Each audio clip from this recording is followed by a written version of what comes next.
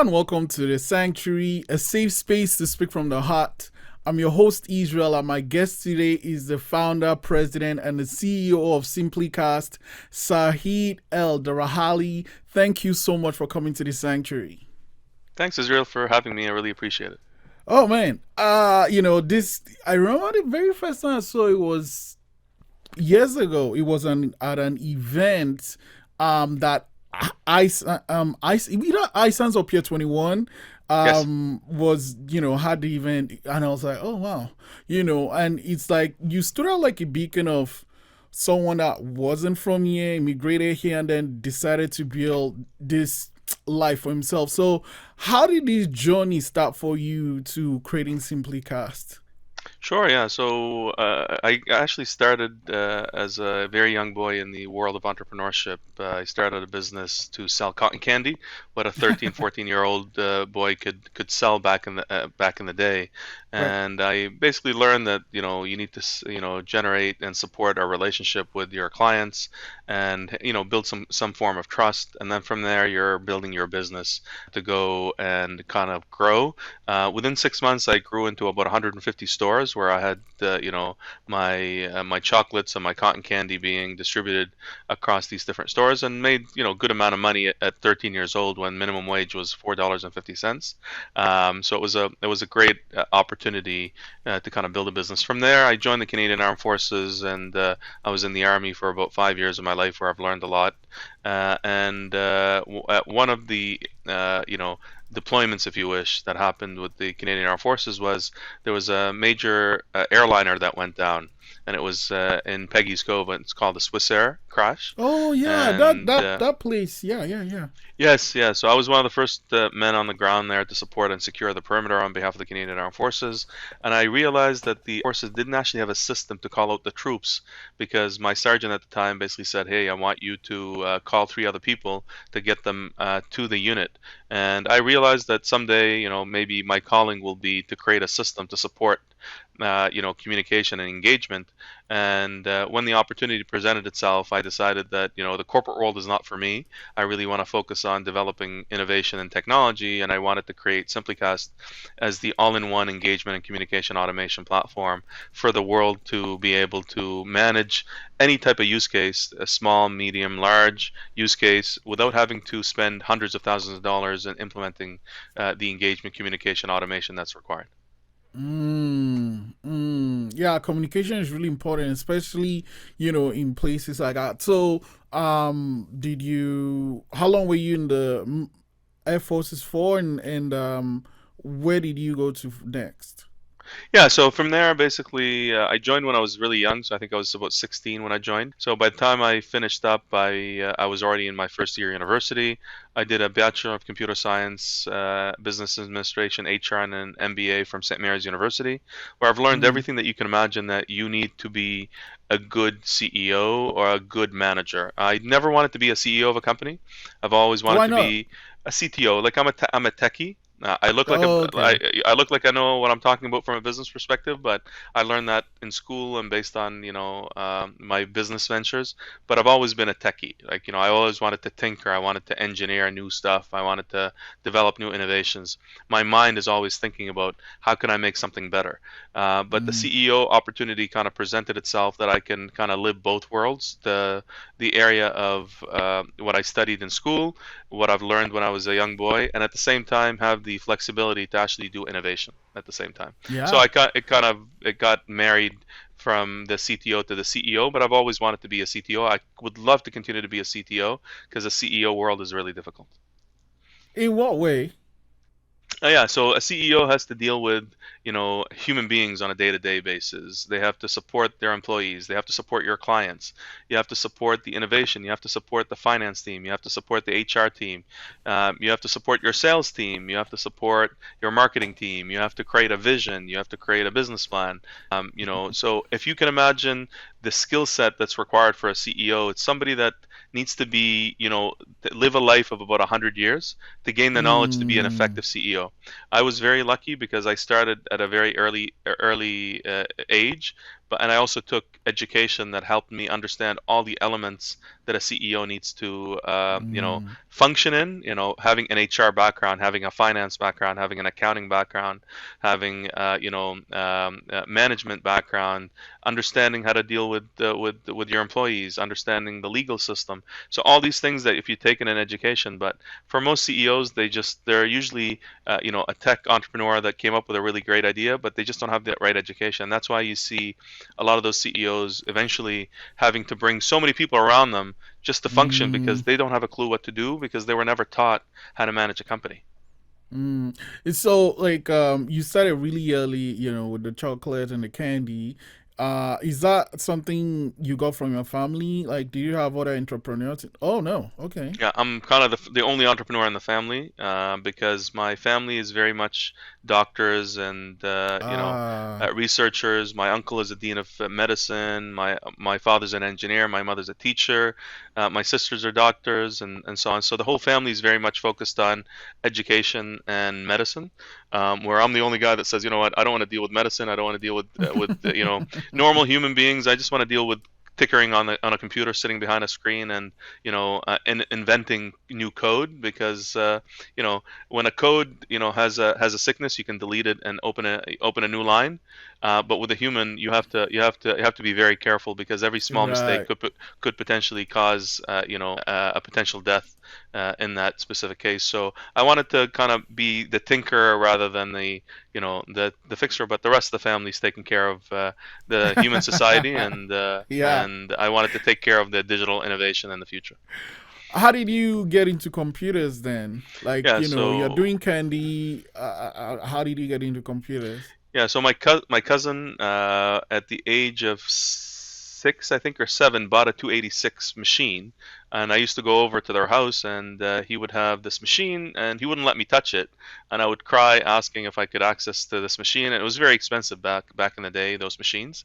So I understood why he was doing it, but I just became fascinated with the machine, and I kept crying and crying and crying for my father to buy me a small machine, and he did, and I think at the age of 7, I was programming and I was trying to load up not programming in the name of programming, but programming to create games, right? Because I wanted to be a gamer, Mm, and I wanted to develop my own games. And back then, there was not a lot of games. You could buy a book that tells you how to program a game, and I would write pages and pages and pages of the game, and then when at the end of it, click enter, and I didn't know what debugging meant and how to fix code, and I would be devastated in the end. But by typing all these pages, I learned how to program.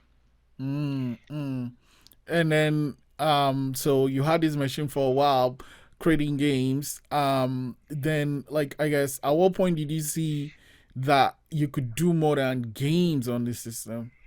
Yeah, so this was when I was 16. I asked my parents if I could drop out of grade 9 and grade 10 because I had these business ideas, and started registering domains back in 94, 95.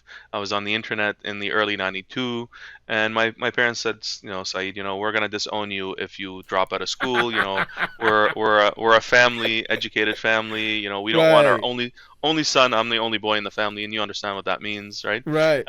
We don't want our son to be seen as a failure because you don't have an education. You're Mm, not going to be able to get married because if you don't even finish your high school diploma, it's just not going to look good, and you never know if business failed. And the idea that I came up with back then was a very simple idea, and I even almost registered the business when I was 16, and it only came out in 2005, and it was prepaid credit cards. So oh. this I came up with that idea in '96. Mm, And I mm, said to my mom, mm. I said, I don't need to ever work again. I just have to create this idea, and I think it's going to take off because there's a lot of people that don't have access to credit card. There's kids that don't have access to credit card, and I said, if I can create a prepaid system, that could be a huge, win for the world and for people that didn't have access. And my family was very poor, so my father couldn't get a credit card, for example, in the early days. And a lot of these ideas started formulating, and I said, I could probably do this. And I think it was about 12 years before the first prepaid credit card ever came out. Wow, wow, wow. And there's So lots of ideas right, from there. Like right, right, right. I used to sit on my desk and I would write ideas. One of the company's names I came up with back in the days was a domain called Viacom. And Oh, no way. I was gonna register because I was trying to put names together, right? And I was gonna Right, register right. that domain, but I didn't have a lot of money back then, and every Mm, time you register some of those domains, you have to pay for them every year, and and back then was crazy, crazy money. exactly, exactly. So I still look back at some of the ideas I came up with, and all of them have turned into very successful businesses. But that doesn't mean anything because anybody can come up with the ideas. It's the execution that matters. So. Right, right. So, you go through school through this, finish with school. Did you like start Simply Cast while in school or did you get a No, no. job? Yeah. So again, I think because it was I got married just before I graduated, or actually just about as I graduated. So it was the whole concept of getting a job, building a home, and so on. So I actually became a venture capitalist, and I got hired through an internship program in the early days. So I was an intern when I was in my MBA program, and I applied for this. Basically, it was in the Daily News. We had a paper in Halifax called the Daily News, no longer available anymore. Mm. And I was flipping this Daily News, and there was this little ad in the corner when I was sitting in my MBA lounge at St. Mary's, and it says, "Hey, hiring, technology commercialization officers, training for 2 years and an internship. You'll get to learn about venture capital. You'll get to learn about marketing. You'll get to learn about intellectual property, patenting." And I said, you know what? That's something that they never taught us in school, but a CEO or a CTO should know a lot about technology commercialization. So I said, you know what? I will apply. The starting salary was 20,000 bucks, where my MBA grads were making anywhere between 40 to 50. And I Hmm. said to my mom at the time and to my family, I'm going to apply for this. It's not a lot of money, but the knowledge I gain in the first 2 years here would probably help me with literally for the rest of my life. And if I was to get this knowledge, later on, it would probably take me 10 to 15 years to get it because those type of jobs don't come very often. So I applied. 170 people applied for this position for Halifax, and I was Wow. the only person in Halifax to get selected for that position. Wow. There was another person, but they dropped out. But I was the only person to start the internship and complete it, and only make very minimal amount of money. But the knowledge I gained was so powerful that it helped me create a lot of strategy for my companies that I've started ever since.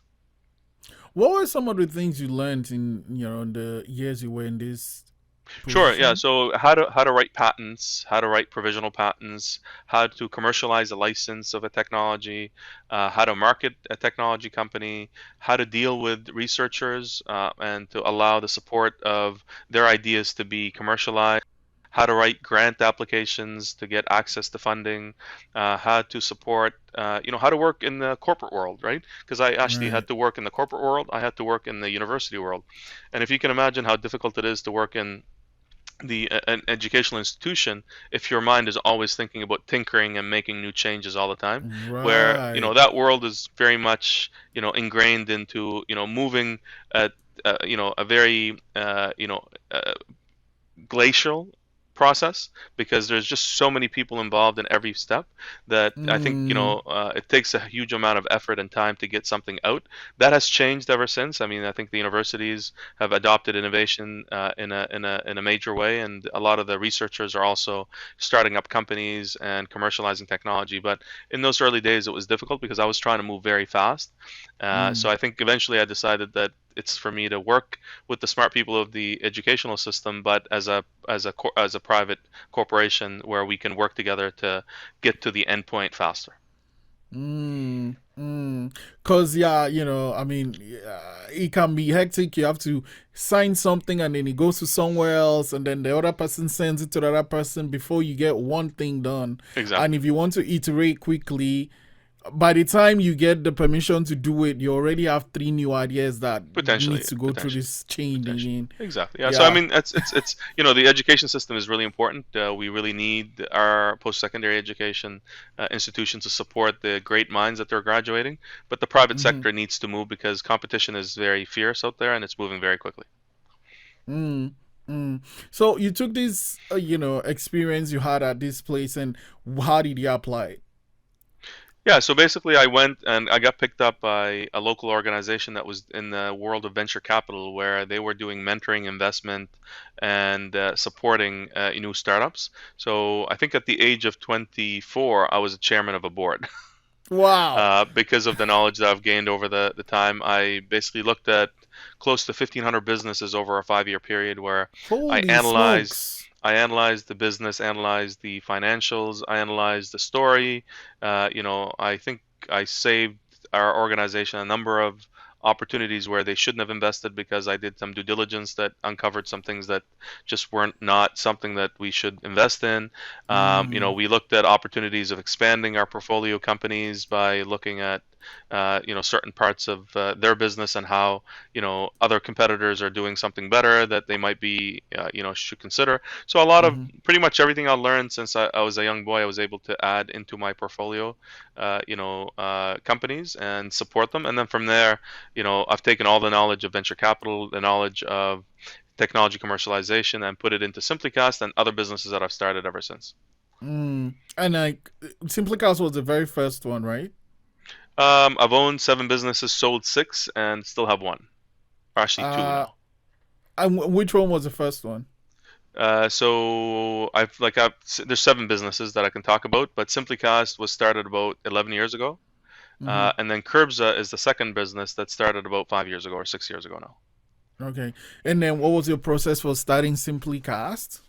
Yeah, so pretty straightforward. We wanted to create an all-in-one engagement platform. So we wanted to basically create everything from scratch. So we developed a web component, and basically said to the team that sometime in the next 10 years, we need to have 25 applications built on a framework that allows everybody to interconnect these technologies using a no-coding platform. So somebody like my mother shouldn't actually know how to code, but she should be able to say, I want this to happen when that happens, and then this happens when this happens, and do this when that happens, right? So that whole concept was actually developed.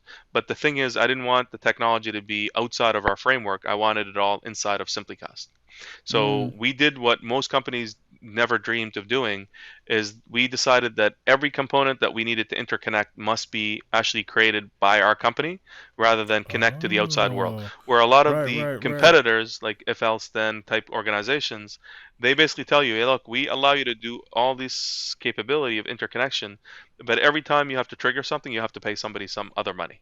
Right. So Mm. if you want to do Riverside, for example, webinar, you would have to go buy it from there. But if you want to do emailing, you have to go to Mailchimp, or you have to go to Constant Contact, or you have to go to SimplyCast.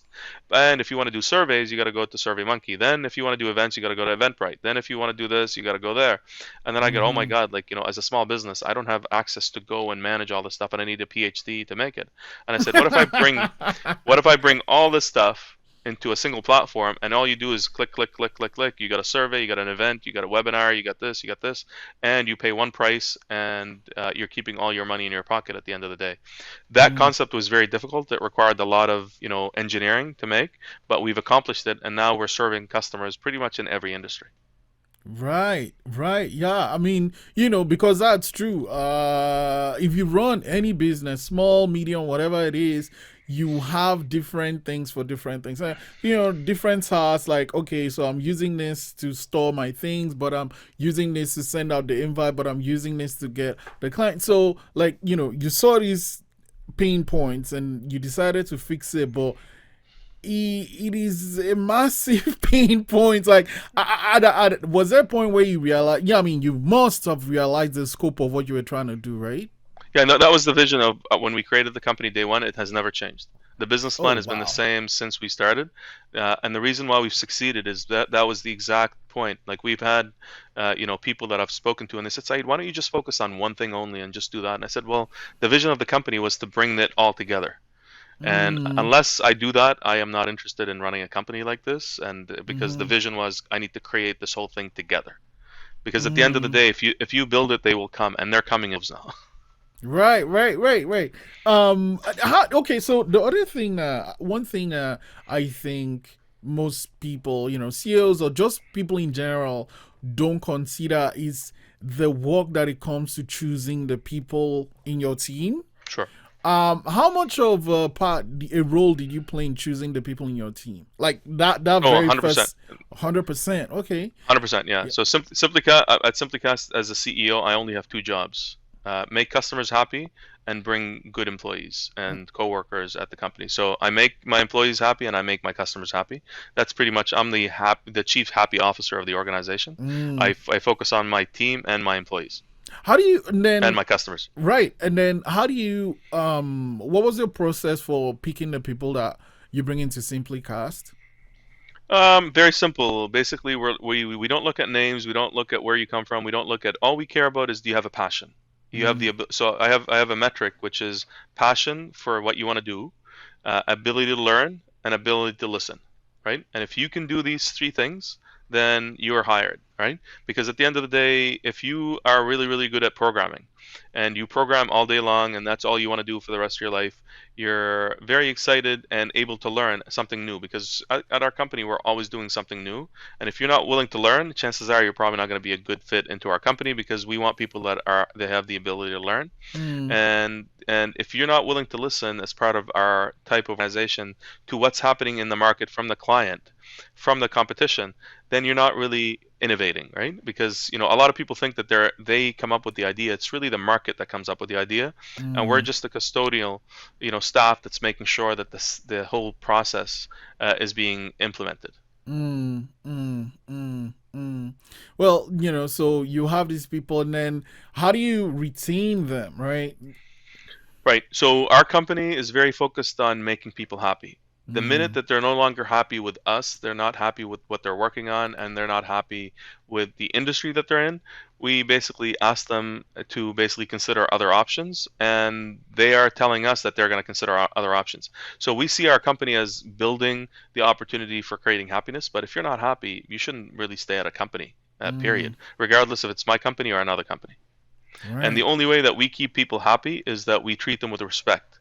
So that's number one. As a human, you have to be treated, with respect at all times. Mm. We have created almost like the ten Commandments in our company, where we ask people to, we listen to what you have to say. You're not going to get fired if you come up with an idea that's even against the CEO. CEO is just another person that's part of the team. So everybody speaks up. Everybody puts up their hand. If they have an issue with the company, they bring it forward. Nobody has fear of any potential issue that could come up. Mm. We're all looking to support the client at the end of the day, rather than to make the boss happy. And I've always said to the team, I Mm. hate the word boss, because you're not working for me. You're actually working with me to support my client, but we're all working for the client. Mm. Wow, And I so think that that's a changes the dynamics. We have no right, right. That's politics. a different mindset from most, it's kind of like this hierarchy. Like, okay, this is where the box up. This is what you have to do. Blah blah blah. And like, even where your idea might make things a little bit easier, just because it's opposite what the person on top says. Yeah, we have to do that thing, and that is, Exactly. well, it shows why you are innovating. That's a really innovative mindset. And like, is this all from this experience you built from the Air Force, from starting so No, early? it's actually mostly my family, my mother.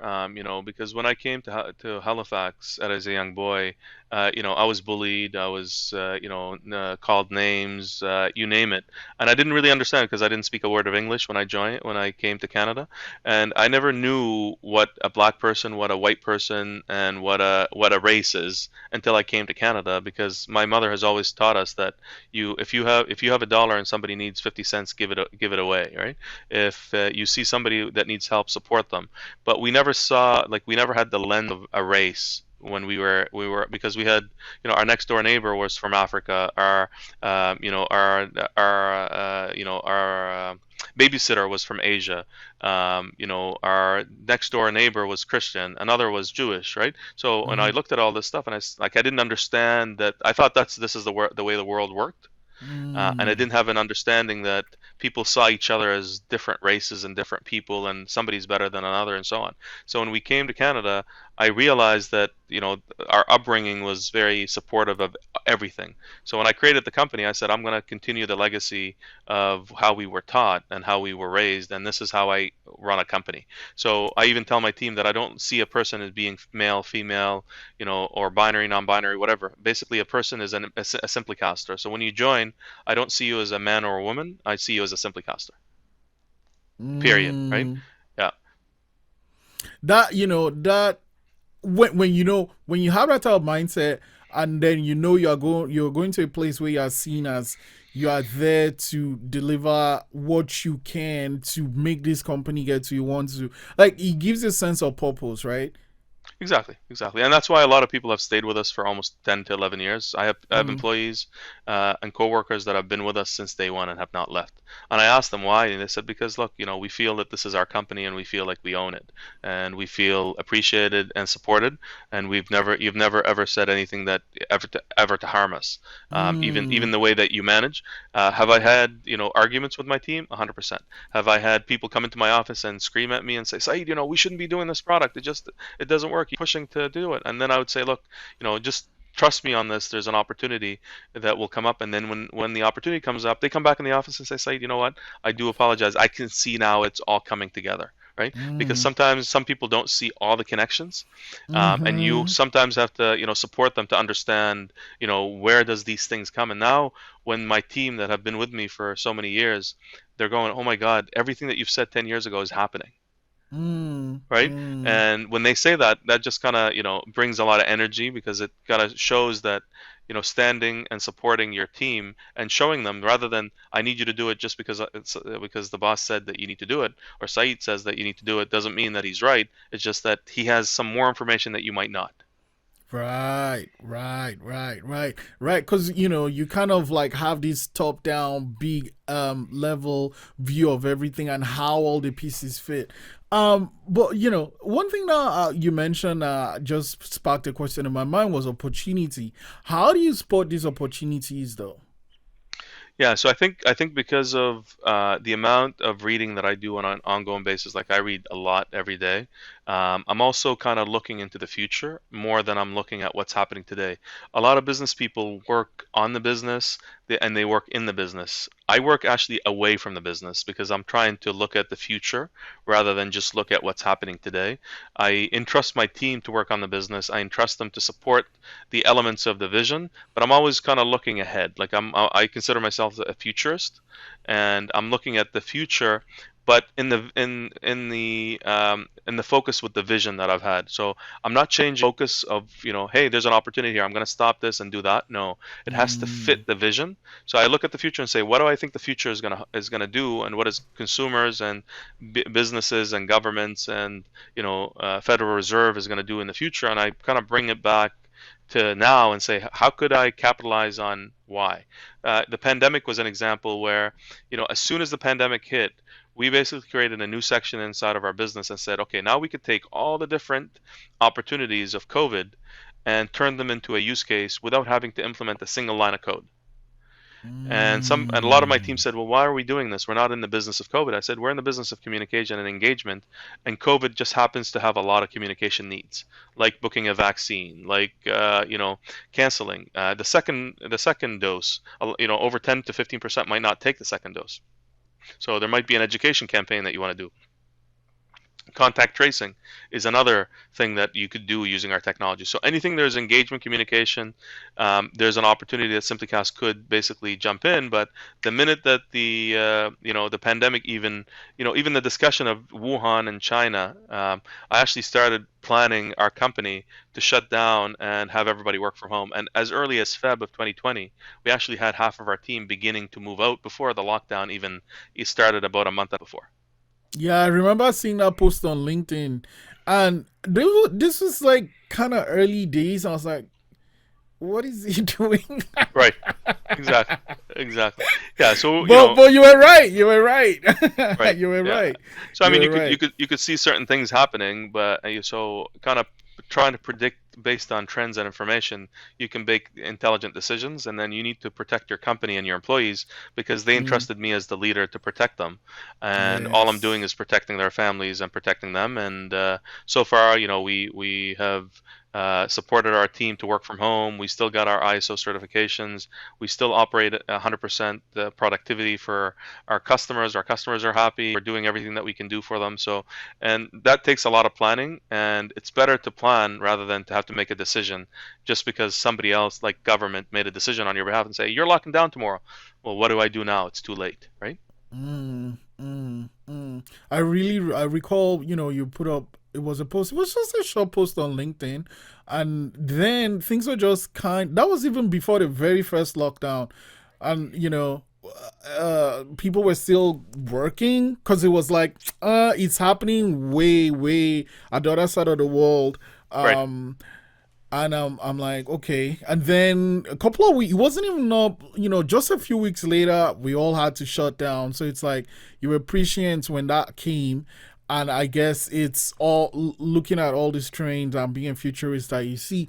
So, like, you set up SimplyCast, you have the framework where you can build on top of. What is Cobza?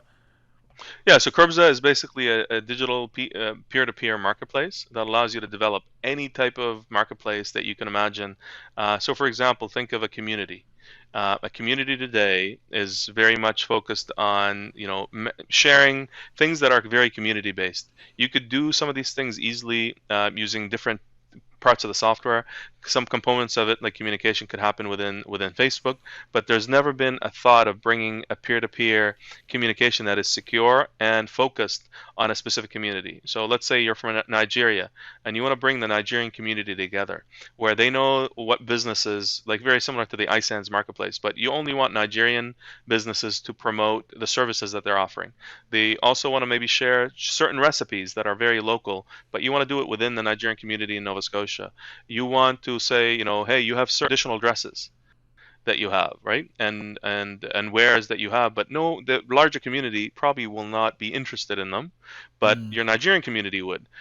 How do you do that today easily, right? And create that community sense. It does not exist. Curbza is going to mm, allow the Nigerian community to create that level of, security and capability of allowing the Nigerian culture, which, in Canada we have a pride in a mosaic where every culture can coexist within the Canadian culture. But there's yeah. just not a way to organize very easily to support the Nigerian, community in a way that they feel that they're part of it. Certain videos that you want to share only for kids that people can approve, you can't do that easily today, right? And organize all these things in a single hub. So Curbs is going to be able to do that. Very shortly, Curbs is going to be launching the world's first PPE marketplace, where local businesses, governments, and organizations are going to be able to launch, an opportunity to figure out who has access to PPE. Local vendors are sitting on a massive amount of PPE, and they can't really get it out because nobody knows it exists in the local community. We Mm, know that nurses actually had to, in the past had some issues with finding PPE. Using our technology, you're able to click a button and actually say, oh, Israel actually has this many masks, and Saeed, another local vendor, has 100,000 masks. He doesn't need them. We can actually go and purchase them for, even though he's not in the PPE space, but he's willing to give mm, up his PPE for another community to benefit because there's an emergency going on. And allowing that right. peer-to-peer capability to happen, where it could be commerce, it could be just donations, it could be, hey, my business doesn't need, I'm working from home now, but I have 6 jugs of sanitizers sitting in my office that I don't need, Yeah. but I know Yeah. another business that's essential needs it. Well, guess what? It's Mm, available, it's locked, and I would like to put it on the network to give it away if I want to, or recover my cost.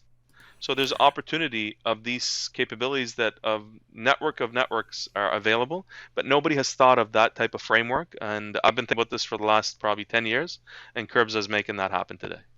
mm. So like how I guess is it built specifically, or do people you kind of have to sign up on Kobza, or is like I guess Kobza is this hub and then Yeah, little you sections are built basically for. you come up with the network that you want, you register, and then you configure it to the needs that you Oh. have. So if you want to configure it for PPE, it will be configured for PPE. If you want to configure it for the community. So I think that's the next 20 years of the internet that I've been dreaming about, and I think the world is starting to move in that. You see the attack is coming down on the worlds of Facebook, where the young people are really interested in Instagram. They're Mm, interested, there's groups that are happening in WhatsApp, but you can't right. really organize it in a simple way. And I've come up with a way to make all these things organized so simple that anyone can create a community and supporting the network of networks of the future. Mm. So that's another thing. I'm guessing community. Is that something also that came from your mom growing up in that type of community you grew up with? No, I mean, I think so like I'm part of multiple communities, right? Every board that I sit on is another community. Right? iSands Mm. is a community. I'm part of the Black Business Initiative. That's a community. Dartmouth North is a community on its own, right? Halifax South is a community. So even geographically, you got a community. Postal code, you got a community, right? And when I go out and walk in the park in my little area, I see people every single day that I see every time I walk. That is a community, right? And there's these little associations that are part of our little community, for example. So the world has been kind of developed into communities, but nobody has thought about a way to organize them in a simple way. And I wanted to be that person. And I've been Mm. investing heavily in that technology to get it to the point, but it has taken almost 7 years or 6 years just to do the research and the build out of this concept because it's not something that's easy to do. So patience is something that is very important for you and for your company. Yeah, so I mean, Thomas Edison basically went through 1,000 light bulbs for him to figure out the one light bulb that's going to work and potentially, light up the world. Does he have patience? Well, he's an inventor because he was on a mission to find the light bulb, right? I'm Mm. on a mission to find community support within Curbsa and communication automation and engagement for SimplyCast. Mm. And my life mission in the end is to end youth unemployment. Great you mentioned that because something you do pretty much every year is to have like an intern come to Yes, work with one of your absolutely. companies. I mean, you've pretty much answered that question. I was going to ask, why was that important? Why is youth employment important? So Yeah, so in why the is early youth in employment the early important? days when I tried to get a job, and even though I was still, in university, the employers were asking both for co-op and for normal work, they were asking for a year to 2 years experience. And I said, look, I'm only 19 years old. Where am I going to get, even though I had a lot of experience, starting up companies and so on, they just didn't see any experience in the workplace because I was Mm, always working for myself and that. So they didn't see that as proper experience. And mm, I basically made a promise that if I ever started a company in the future, that's going to be big, I'm going to hire as many co-ops as we can, and I'm going to set my life mission to end youth unemployment in Nova Scotia and eventually in Canada. So far, I think I've hired close to 500 interns over the last 11 years across all the mm, organizations that I'm part of. So I'm very proud of that. And this year, I'm hoping to get up to 100 interns across, and I think I'm already down to like almost 68 wow. interns to go before the end of the year, and I don't think that's going to be a hard number. I might miss it by maybe 5 or 10, but I'm going to do my best to get as many as I can in there. Yeah, no, everything you do is mission driven. Correct. Um, but so there's Cobza and SimplyCast, but you mentioned you sold some of your other companies. Why did you start them? Why did you decide to sell? Yeah, so when I created them, it was more to support my family. My parents didn't work as immigrants. They had a very difficult time coming to Canada. Nobody would hire them. Even my father went to community college to study. Even though he was a civil engineer, he studied plumbing just to get a job, and then he couldn't even find an internship at his age because people saw him as over the age of 50 and they didn't want to give him a Mm, chance, right? He worked for a few weeks with another plumbing company locally, and after a few weeks they let him go because they said, he's moving a little slower than average, right? So that became mm, very difficult. So I started buying businesses and establishing businesses where my family could work. We owned a small laundromat in the early days, for example, where my mother, myself, and my sisters worked when we were going to junior high and high school. So these types of organizations that I kind of created was almost, we were forced to do it because otherwise we wouldn't have been able to live the life that we wanted to live. mm. The cotton candy business was the same. I had a consulting business. I worked probably 60 to 70 hours while going to school full time to support my four sisters. So I was kind of pretty much since I was 14, I was the guy that's bringing in money to the family to support them and have a life. My parents never owned a home. I bought my first home when I was 18. I bought my second home when I was 23. With such a responsibility, like, did it ever feel too much, too heavy? Oh, every day, absolutely. Yeah, I mean, I am human at the end of the day, and there's a lot of responsibility every single day since I was probably 14. But I probably wouldn't live another life that I wouldn't want my life to be any different. Um, I probably have taken all the energy that I used to put in and now have put it into volunteerism over the last 11 years. So I was on 9 boards, for example, running this company and chairing the other company, have 5 kids at home, right? A beautiful wife and family, and various others, right? So it just feels like every single day I am fulfilling a mission because at the end of the day, people live for themselves. I want to live for us, right? Because at the end of the day, a lot of people focus on one thing, that they want to consume and they want to have material goods. At the end of the day, we're only on this earth for one thing: is to support others and create a peaceful coexistence across the board. And that's why I'm here, and this is what I'm doing. And the skills that I've gained, I feel that because my mother was a teacher, my father was an engineer, that we're here to bestow the knowledge that we've gained from others onto others. So that's why I do a lot of mentoring, because I feel that knowledge that I've gained should always be passed to others. Mm, mm, mm. Yeah, that's something my grandmama always says. She's like, we're all here to take care of each other. And I remember Correct. growing up and being like, we don't have food and you're giving other people, like, as a kid. But Sure. like now being grown up, it makes sense. Like I can see clearly now. Like when it's a wonderful circle, right? You Right. give, it comes back to you tenfold. And you're Exactly. doing all these things. How do you relax when you do even find time to relax? Um, for me, relaxation is basically, this is a relaxing session, right? So I'm relaxing right now. When I go to Right. lunch and have a business meeting, that's relaxation for me. I go fishing with my kids. That's relaxation. The Yeah. last 3 days I went for a walk for an hour with my wife, and we just talked about things. We had our kid on a bike. That's relaxation. So I see relaxation not so much as a vacation, but as Mm. time to spend with someone else, right? Like, my son the other day says, "Hey, Dad, go for a drive together." I said, "Let's go," right? And then Grandpa says, "Hey, you took your son. Maybe you should take me out as well." Right? I said, "No problem. Okay, how about you and I go out tomorrow?" And then my daughter says, Right. "Hey, Dad, can we go out to, can you drive me pick up some ice cream?" Sure, let's do that. So, Yeah. so you have all these, and then I have other friends that call me up. "Hey, Said, you want to go for wings?" This is kind of, something that we do every once in a while. And I have Mm. another friend that I haven't seen in 3 years. He'll call me up and say, "Hey, you want to go? You want to go and sit on the porch?" I said, "Sure, let's do that every once in a while." So I don't actually plan it. I let kind of the world kind of do its thing. And if I'm Mm. available and I'm there, somebody calls me up and says, "Hey, do you have 5 minutes to chat?" Sure. I consider Mm. that. So I try not to plan my life, because at work all I do is plan. Right. So when I come Right. when I come home, I ask, even my wife says, she says, "You don't want to plan anything." I said, "Yes, because I want you to plan. You're the boss." I plan things at work. I want you to plan my life at home. Right, right, right, right.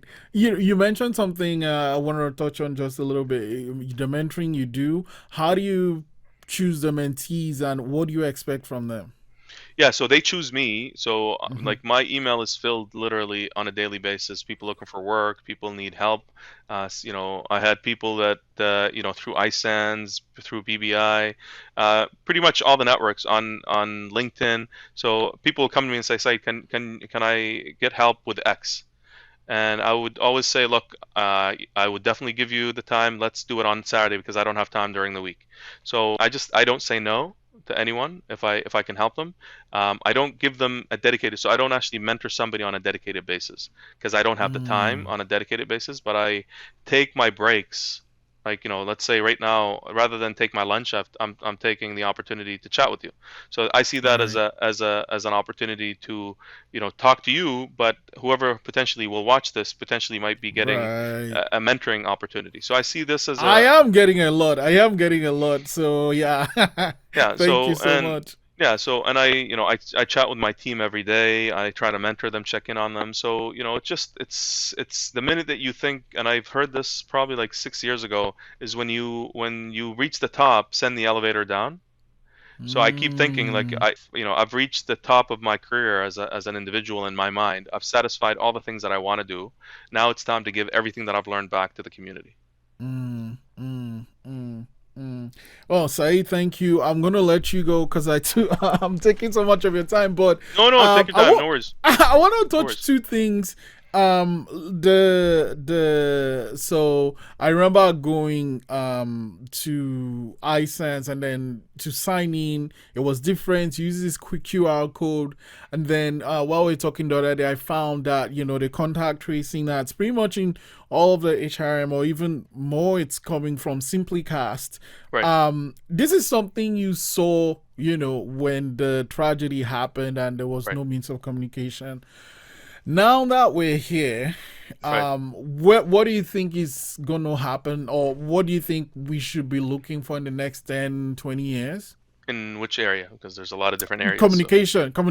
Oh, communication. Absolutely. So I think people are sick and tired of getting messages that are not personalized. We're bombarded using all these different messages, the WhatsApp, the Instagrams, and people are just consuming stuff, but they're consuming it to kill time. And eventually they're going to get to the point where they're going to realize that I need to consume things that's going to benefit me as a person rather than just look at what others are doing. Like, this Mm, whole society of this person bought a car, this person bought a house, this person did this person did that. I think eventually society will start seeing the opportunity. What is it? How am I going to be able to support what I want as a person, and how am I going to give back to others? And this is why mm, I've been thinking about Curbsa as the future of engagement from a peer-to-peer perspective, and I believe that has already started. I can see my kids are doing it. I can see the future of technologies beginning to look at people that want communities, right? There's a lot of, there's a huge growth of individual that are living on their own and not able to communicate with society because, these groups are being formed and there's a lot of people being left out. So I think there's an opportunity to create a much better system to allow communities to flourish and for these opportunities to become growth based from a communication mm, perspective. Individual more AI focused approach becomes I am thinking of ice cream and I'm going to let you know within a mile from here there's an ice cream parlor that you should consider, and based on your preferences you want to support small business and rather than support a franchise, right? So the system learning about you based on the way that you want to build it, and communication becomes more responsive to your needs rather than the normal mm, push of marketing that we are used to. Where hey, McDonald's has a 9.99 family meal. Well, I don't have a family. Why are you telling me about a family meal? Because I'm not going to buy a family meal, right? So that mm, level of communication and engagement will change based on truly what you want rather than what the masses need, and that will mm, trigger opportunities where eventually you're going to see things that are embedded in your brain in the next 20 years, and that's already happening, right?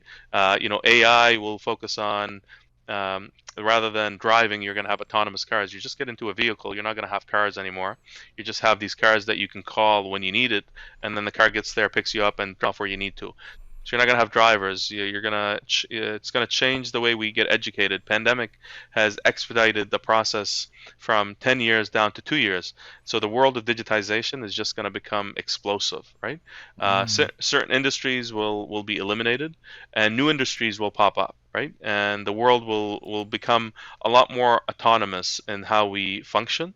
But certain mm, emerging markets will still be ahead of us compared to advanced economies because they have less risk in starting with new technologies where existing advanced economies have a lot of oh, infrastructure like the US and right. Canada and so on. So it's going to take us a little longer to do that complete shift, but some emerging markets will move much faster than we are, and I think there's going to be a bit of a shift in the powers to be in the future.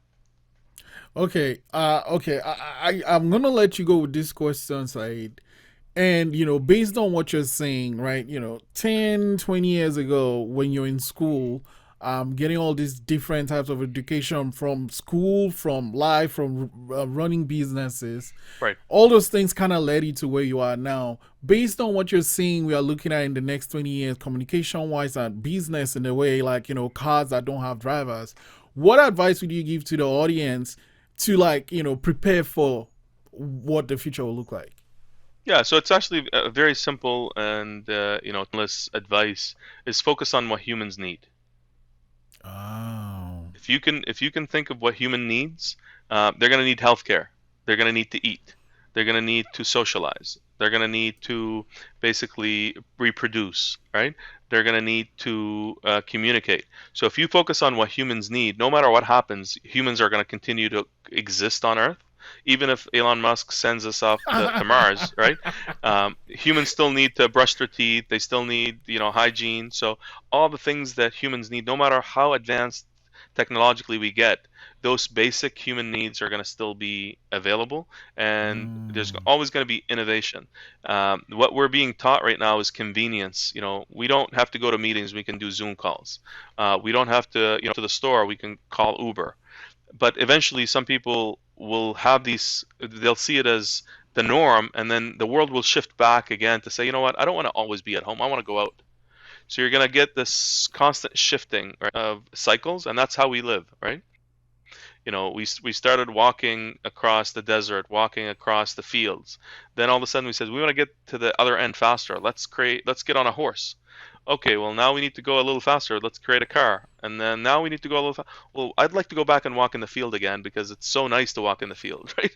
So you're going to get this kind of shifting where some people will start shifting away from being in the technological hub because they just want to Mm. live a normal day-to-day life, but they still have the opportunity where they can take it. So we're going to have this constant shifting back and forth no matter what we do. And that's what creates a good economy and a good, support system because as we innovate, humans still have to coexist unless we're changing everybody into a robot, which I don't think is going to happen. Right, right. Oh my God, say that was just that I can't get enough time with you. I think we have to do this again. And like I'm Sure. like I wanted to know more about you, more about SimplyCast, but now I think you should add philosopher to your titles because of I don't know how about the. I don't know about that. because of how forward thinking you are.